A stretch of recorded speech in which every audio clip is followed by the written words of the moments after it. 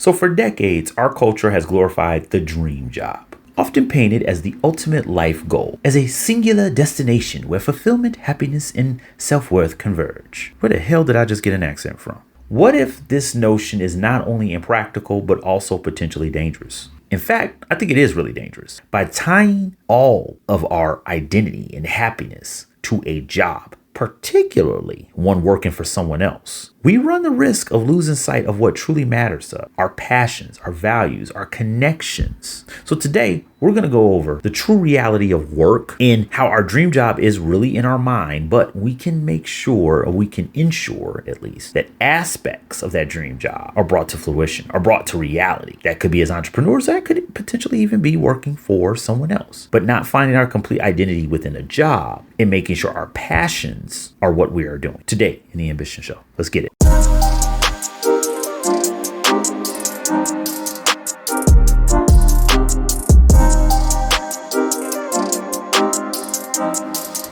All right now, y'all. So to get right into it, let's get to this dream job narrative and let's get to the reality of work. Many people define themselves by their job. Now, we are seeing that job titles defining who we are as people, that's kind of fallen by the wayside finally, after many decades of people using that as their complete status and how they feel about themselves, right? Where they're believing that their role in an organization encapsulates their entire worth.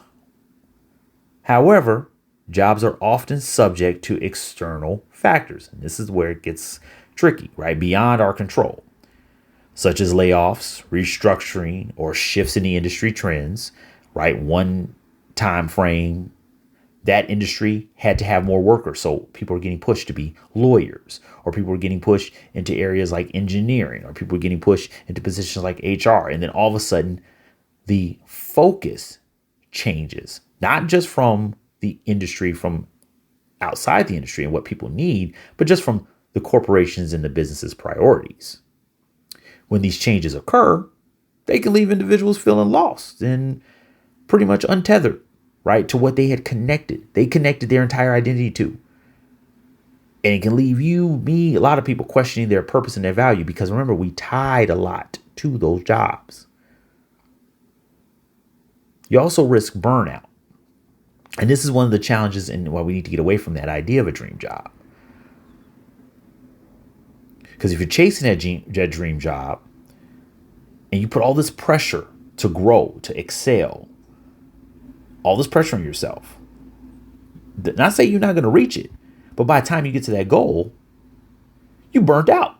It's a perfect example of when people use the term grinding as entrepreneurs. This is why I always say I stayed away from it after I really thought about it and properly grew up understanding what that meant. See, we've got to be very careful these words that we use. I said this to another entrepreneur. They said, man, you've been grinding the night away. I said, I stopped grinding years ago. Doesn't mean I'm not working. Doesn't mean I'm not pursuing my dreams. Doesn't mean I'm not pursuing what I want. I stopped grinding years ago. You know why I stopped grinding? Because what does it mean to grind something? You grind it down. An almond, a rock, stone. It's solid. It's what it is in its nature. It's perfectly fine the way it is. And then you want to grind it down to little grains where it's basically dust that can blow away in the wind. I don't want to do that to myself. I do not want to do that to myself at all. I work, I pursue, I have a process, but I don't grind. And in pursuit of that dream job, people sacrifice all the time. We do it all the time. Every job, every industry, you can find the people who do it. They sacrifice their personal relationships, their hobbies, things that natural, good things to get away from the grind. Even their health in the pursuit of a career goal, an ideal that can be taken away from them. Like I said, layoffs, restructuring, the corporate trends, right? The priorities of corporations and organizations that can be taken right from up under you. And the worst part is it goes into that dependency on external validation with that dream job narrative, with that idea of what the dream job is, right? That's, like I said, I brought up job titles.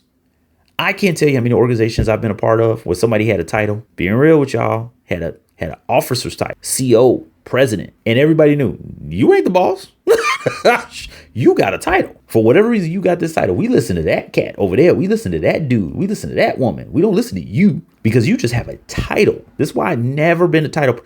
Great example for entrepreneurs right off the bat. Let me throw this at you real quick, y'all. Yo, for my entrepreneurs, please listen up. Please listen up. Let me tell you something. You don't want to be a CEO. Immediately, at least. You are not a CEO. Immediately, at least. Tell you how many people change their LinkedIn profile titles to CEO and don't have one employee. If you don't have an employee, you're not a CEO. You're the chief officer of yourself. Okay. And there's nothing wrong with that. But so many people want to run and have that title of a president, of a CEO, or chief officer of something. They forget it's all about the responsibilities of the role. If you are an entrepreneur and you're a sole proprietor specifically, you're not a CEO. You don't have employees. You don't even have contract. You're doing it yourself. You are the business. So it's better for you. It's actually, it's a better way for you to even get business. Giving yourself that title CEO is the quickest way to get somebody to want to sell you something. But giving yourself or making sure you have the title of the work you actually do is the quickest way for you to get work, business, paid clients. Be real cautious when you start jumping off and say, oh, I want to call myself a president. I want to call myself a chief executive officer. I want to call myself this and that. But do you have the real responsibility and, most importantly, the authority with that role? You're just a business owner. You don't need a crazy title. That's what you are. You're the owner of the business. That's what I say. I really wanted to talk to the entrepreneurs on that because they're the ones jumping to get that CEO title for some reason. When nowadays we're seeing CEOs are just figureheads more than ever. It's the board of directors. It's the investors that are really making the moves. Sorry to say, it is the truth. Anyone who's following, you follow Yahoo Finance,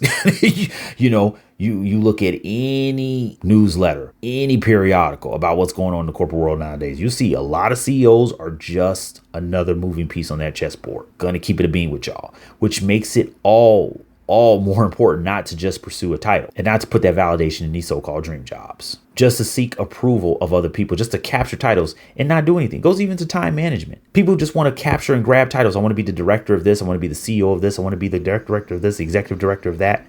What do you do? That's why when people ask me all the time, what's the business? I tell them I'm project manager, web designer. Project manager, web designer. That's what I do. I'm making project plans. I'm making budgets. I'm designing a website. What I'm doing that day for my team, for my agency, what I'm trying to get off the ground and build, that's what I'm doing. That's what I do. It's not about a title. It's about the application. It's about the implementation. You're grinding yourself in the ground for validation and title. And I'm going to leave you with this one on title before we go to, a healthier perspective on things and why you need to stay away from that dream job narrative before we get into a better perspective of things. But keep in mind, and this is usually the reason why a lot of people want titles and want roles. But here's the sad part. A lot of times the pay don't come with that. You get the title, but you don't get the pay. You get the title, but you don't get the additional authority. Don't worry about the dream job working for someone else. Make what's internal become external. Apply and get that passion, that value, that community, that connection, and bring it to fruition in reality for yourself. And a lot of times that can be an entrepreneurial venture. A lot of times that could just be a side hustle. And that's what we're going to get into now, a healthier perspective on things and getting away from the dream job narrative. All right, now, y'all. So a healthier perspective, your passion, your value and community, a healthier perspective on things. So instead of striving for just a dream job and a title and a position within a company or organization, consider a more balanced approach to things as you work and, go through life in general. Focus on doing things that you love that brings value to others, right? What you contribute. And yes, this can be from the perspective of entrepreneurship. Notice every time I talk about a product or a service in entrepreneurship, the first thing is, what problem are you solving? What solution are you bringing? Who are you helping? Who's that target audience? Oh, cliche. It's not about me. It's about you. Right. It's a relationship. I know I shouldn't laugh at that, but dude, I'm a dork. I know. I'm a geek. It's all good. It's all good. By aligning that passion, though, with what others appreciate and what others, need, you create more meaningful livelihood. Work, a job, right?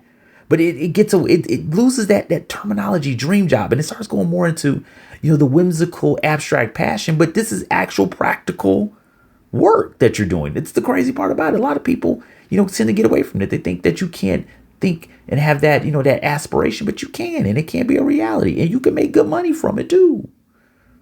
Because yes, you want to make a living from it, and you should. There's nothing wrong with that. Because that's how you provide for you and your family. And pursue the things that you want in life. But some hobbies you can transition and make them positions and make them work and make them jobs. And some hobbies you can just keep them hobbies. Pursue passion projects is the first way to evaluate this. I've brought this up a few times about different hobbies that I knew I could turn into work, but I decided not to. But then there's hobbies I did. I don't have to get paid for it. I love to go in and create logos. I love to go in and create different graphics and create images. I was just, editing a video a couple of days ago, and I'm like, dude, I would do this for free. And I was actually getting paid for it, thank God. But think about that, right? It's something you would do in your casual time. Remember, I had a conversation with someone, and they brought up like, man, you're always writing. Like, you getting paid for all that writing? I'm like, no, sometimes I'm writing for myself. Some things I don't want to publish as a book. I don't want to make a story. I don't want to make a blog post. I just write this because I wanted to write this as an idea. And that's actually some of my best blog posts, some of my best writings have been things that I was just writing for myself. And I was like, man, this is an idea, a concept of a challenge, an analysis, or something like that I wanted to break down. And I published. And I was like, okay, I can publish that. That's cool. I ain't gonna lie. Sometimes I've given myself deadlines and I'm like, I want to publish something. I don't have anything ready. I look at something I wrote weeks ago, months ago, polish it up a little bit, boop, publish it. Writers do this all the time. And it's a great way to keep the exercise, keep the muscle going, but also it turns a passion project potentially into a career, or just keeps that passion going. Who are you writing about? What are you writing about?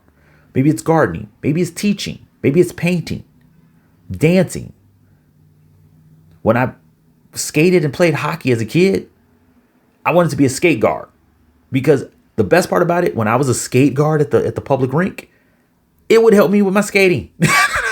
So I found a way to use it towards the hobby that I love to do, playing hockey, but at the same time, helping other people, because I wanted to help people and I wanted to be a good skate guard. So I had to improve my skating to help them, but I had to improve my skating to also play hockey better. It can lead to great and unexpected opportunities, but pursue your passion projects, which goes to the next aspect, building that community. See, if you start twisting it around, instead of saying, okay, this dream job is about the title, it's about the money, it's about, yeah, but are you really building a community with that? Are you helping other people? Are you connecting with other people? Here's the crazy part about it. If you're an entrepreneur, if you're doing it, focusing from this aspect, you're now building a potential network of customers, not the people you're connecting with. I'm talking about the people they're connected with.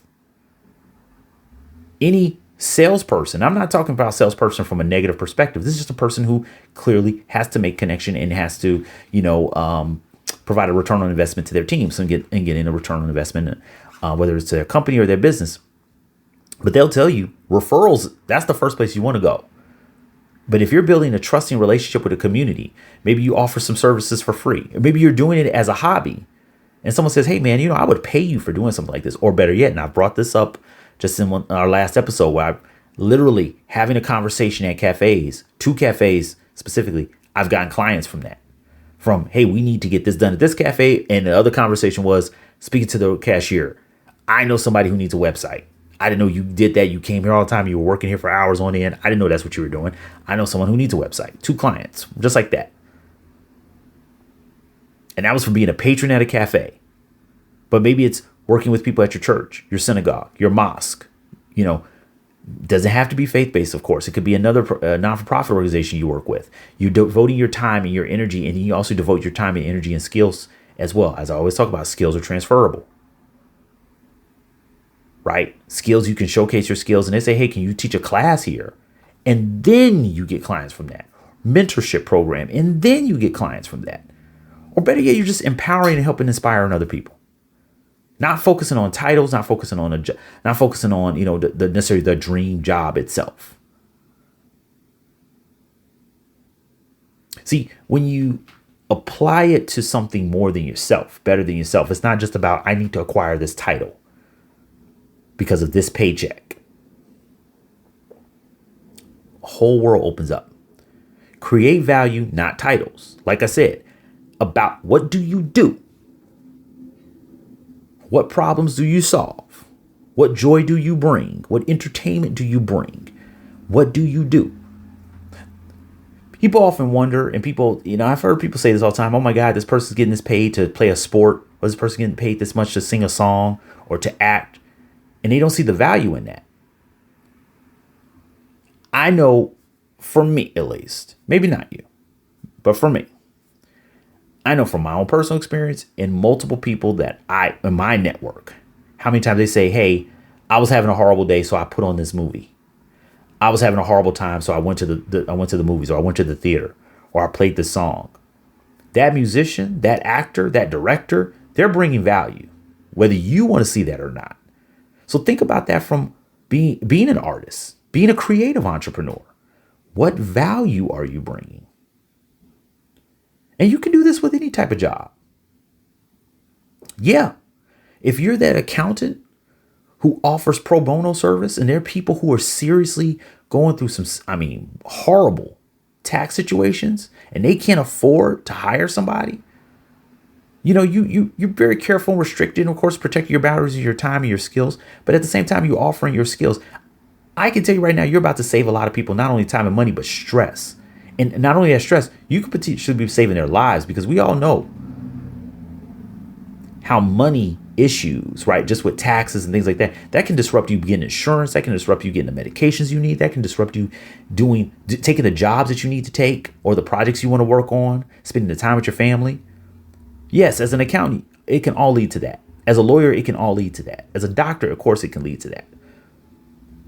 But it's not about the title at that point. It's about the value you're bringing. Yes, as a project manager, it can lead to that. Construction, helping building homes, or project management from an IT perspective.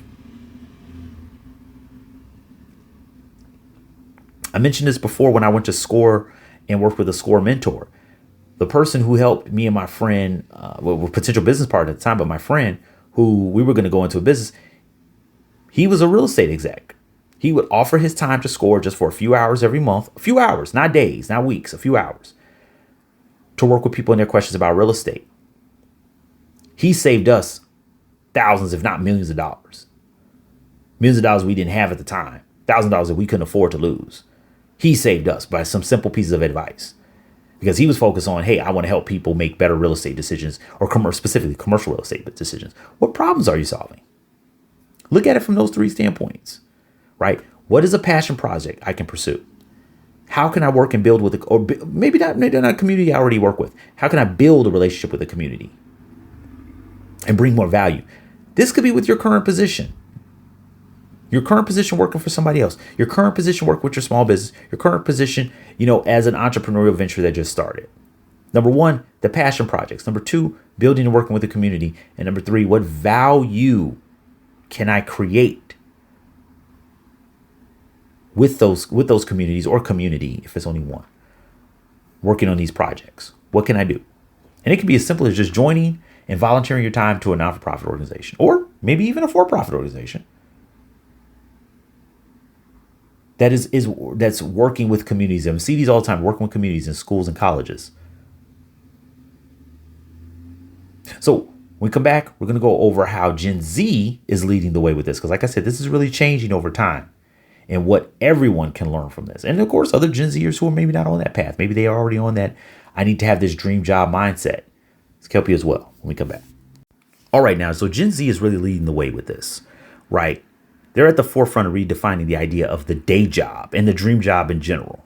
They're rejecting that whole traditional mindset, that corporate ladder. Don't get me wrong, there's a lot of people who still feed into it, but Gen Z seems to be embracing the idea of freelancing and entrepreneurship and creative projects to make a more valuable contribution to the communities that they're a part of. Now, the unfortunate part is, of course, to acquire a lot of experience, of course, that means time. And it's harder, of course, because you're a younger generation, to have acquired that time. This is why I'm talking about meeting in the middle, not pointing fingers at millennials, Gen Z, Gen Y, whatever it may be, not pointing fingers and working together to find a better way of going about the real work and getting away from a dream job mindset and focusing more on what am I contributing? What is my value? You're a valuable person no matter what, of course, right? You're a valuable person no matter what. Now, what value do you bring through your passion, through your creativity, through what you want to offer and what you want to work with a community? What value do you bring in that regard that can also become profitable for you and profitable for others? I used this recently in a blog post. And what I specifically brought up is, every billionaire, there's millionaires right there with them. Every millionaire right there with them are people who were able to create a living for themselves. In other words, no one got to that level without building other people up with them. Billionaires make millionaires. Maybe other billionaires, but they definitely make millionaires. And every millionaire makes at least one person. And it's never just one person, but I'm just saying at the very least is one person who can build a living from what that millionaire did. I always give the example of Amazon. Now I'm not getting into a bunch of other stuff. We can go into all kinds of stuff because there's nothing, first off, nothing's perfect. I'm not saying anything's perfect.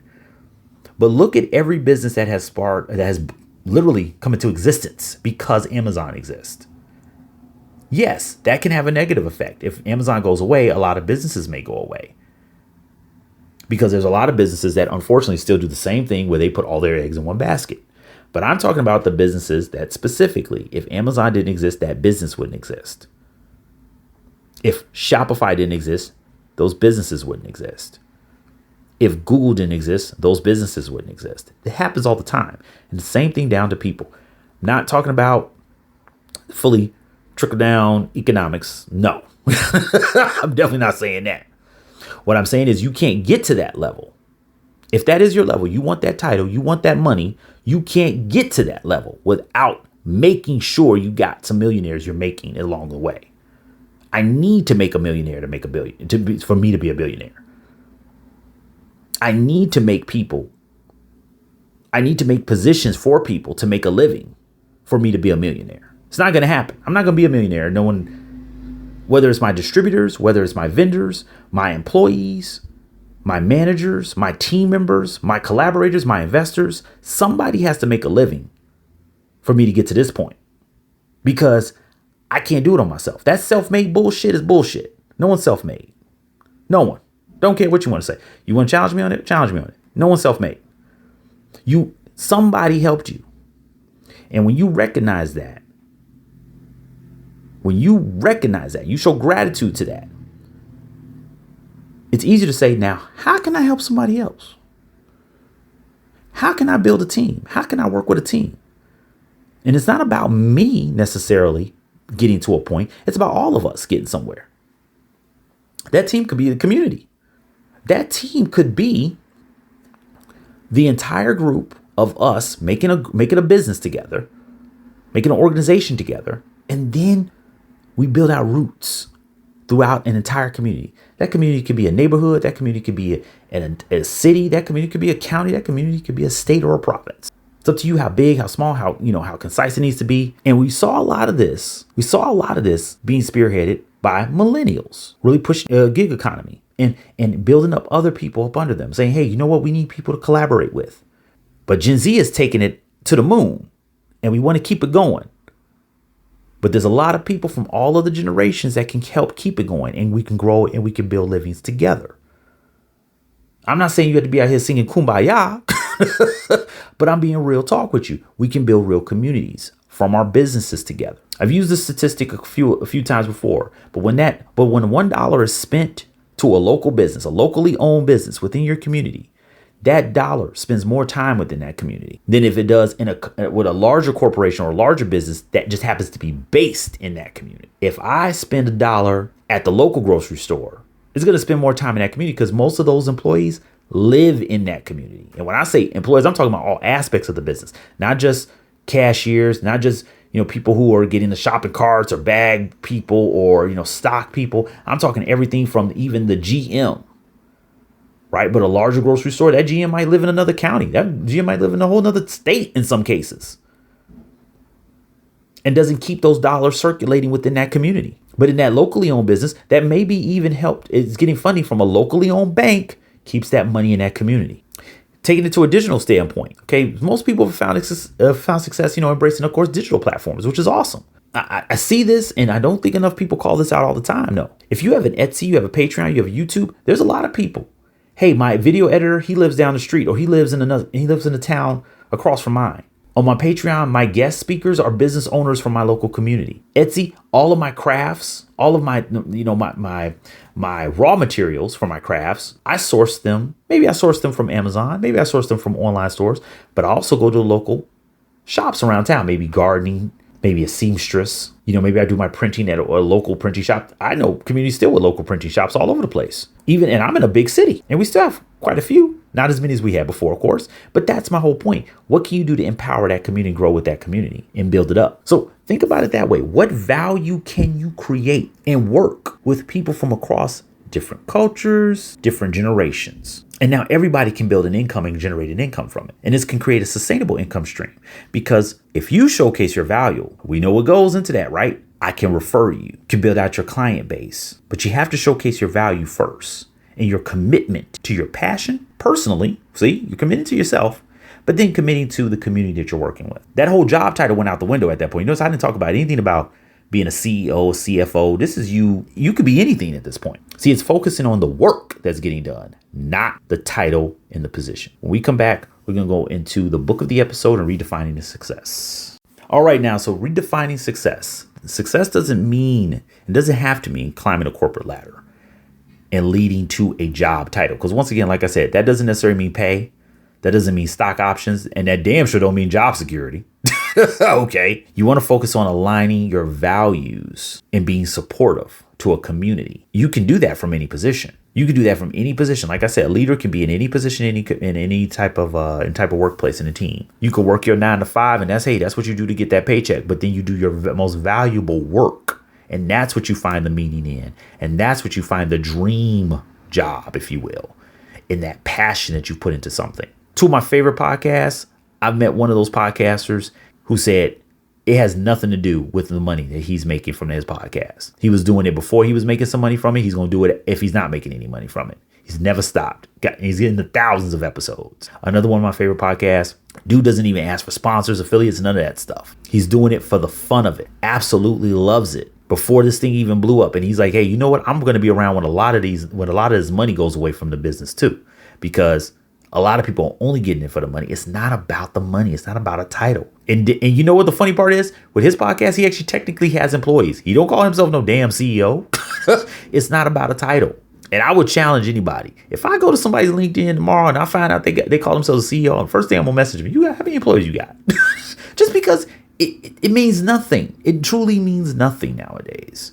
And it's not important at the grand scheme of things, of the impact that we can make, which leads to the book of the episode and what to read. The Monk and the Riddle, the art of creating a life while making a living. Now, first off, if I mispronounce the author's name, completely forgive me.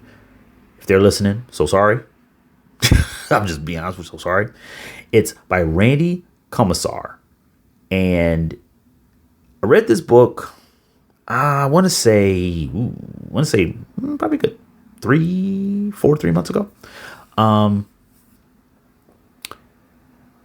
this episode I hadn't even thought about this episode. I ain't gonna lie to you. I was just actually bringing up, working with a podcaster at one point, and he was explaining, I don't get affiliates and stuff like that.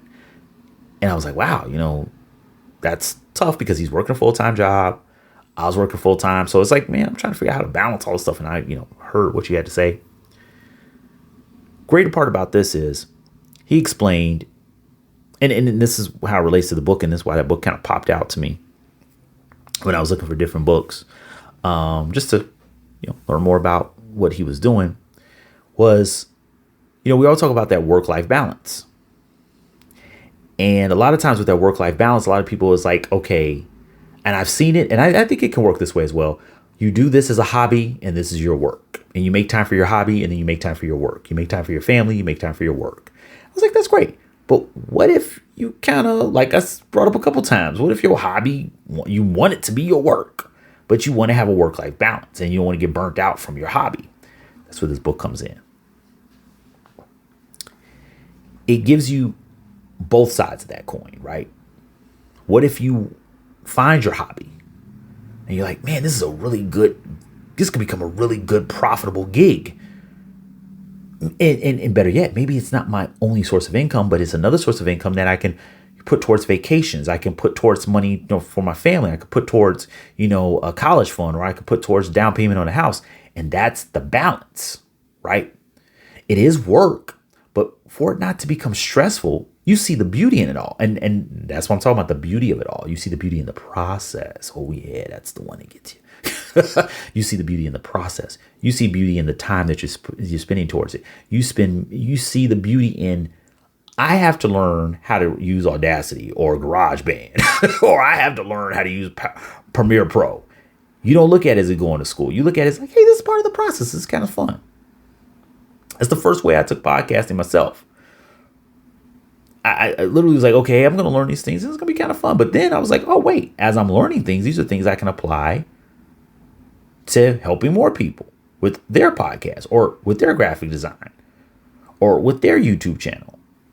And I saw the opportunities to become more of a creative, or not of a creative. Oh my God, I can't believe you say creative. A creator. I hate when people use that term creative like that. You are creative. You are a creator. I found more opportunities to be creative and making the videos and making the intros and different things like that. Like I got an intro created by a great graphic designer and video editor that I know, but I've learned the skills because I was like, what if I ever want to change this around? What if I want to change this season to season or episode to episode? I should have those skills. I didn't have video editing skills at that time. I wasn't using DaVinci or Premiere Pro or CapCut or any of those platforms or VideoPad, anything like that before, right? But now let me learn those things. And it's great because I fell in love with the process, had a passion for the project. And I built a community of other creatives to where I could help them, they could help me, we can help each other. And see, that's my point. It doesn't have to be you don't have to create, and build a community with 100,000 people. It could be 50 people. It could be 20 people. It could find other ways to apply it. And that's where you can find that balance. And Randy brings up little opportunities like this. A general, very frank framework for you to work with. Great book that pulls all these concepts together, but gets you away from thinking, okay, it's all about this position. So if I have this job and I lose this job, what am I? No, it's not. I had a job, I lost a job. I'm still here. I had a job, I lost a job, or I never got the job or the title that I wanted. I'm still me and I'm still valuable. And what other value can I bring to others? Am I a programmer? Maybe I know something I can teach kids on how to code. Hey, if you don't think there's opportunities out there for that, you ain't looking. Just to offer some time, and you don't think that's going to turn into a job? I've never seen it not turn into a job. Honestly, haven't. I've seen every time I've seen people offer this. Now, this specifically with computer skills. I will say this: technical skills. They've offered that pro bono. They've offered it for free or for volunteer work. People ask them, "Hey, now I'm not saying it's the highest paying job. I'm just saying what I've experienced." But it's always turned out to a person saying, "Hey, can you do this gig work for me? Here's, I can pay this much," or here's opportunities that I found with my friends. It always turns out that way because there's always demand for those things. And a lot of people don't have the time to learn for themselves. And I've brought this up before when it comes to skills. I brought this up when it comes to digital products and educational products and educational content. The simple fact is this: the people who are going to pay the most are the people who don't have the time to do it themselves. So if they see you showcasing those skills, don't think it can't come back to you. But notice you got into it by a passion project. You got into it by providing value. You showcase what you can do. You didn't just talk about it in a resume and on your LinkedIn profile. You freaking did it and got it out there. Randy gives you these different little frameworks and these different ways to work it out and different ways to find these opportunities. I love this book. Crazy how timing works. I wanted to get this topic out there. I wanted to make this an episode. And I was like, what book can I reference? I thought about my conversation with podcast buddy. If he's cool, he's cool. But if he's cool with me dropping a link to his podcast, I will do. But I referenced this book when I think about this episode. I was like, oh, this is a perfect book for it. So with that again, The Monk and the Riddle, The Art of Creating a Life While Making a Living by Randy Komisar. Fantastic book. Link to pick up that book in the description of this episode. Remember, the dream job, it's in your mind. It's in your mind. Stop putting all your chips into working for this corporation, that corporation. Because there's going to be, I hate to say it, I'm not trying to be bogus to you, but there's going to be a day they don't need you. It's going to come. It's going to happen. Create value. Build relationships. Build a community. Work with the community. Develop your own community afterwards, But one of the best ways also, like I said, is working with a mentor. One of the best ways is working cross-generational. Seeing younger people's perspectives, getting older perspectives with more experience, seeing it from different angles and finding the best opportunities for you to share what you love to do and make a living from it. So with that, it's been the episode of The Ambition Show. Once again, your dream job is in your mind, not reality. I've been your host, Aaron Muhammad. Thank you so much for joining us in this episode. I'll catch you around. Peace and best to you and your loved ones.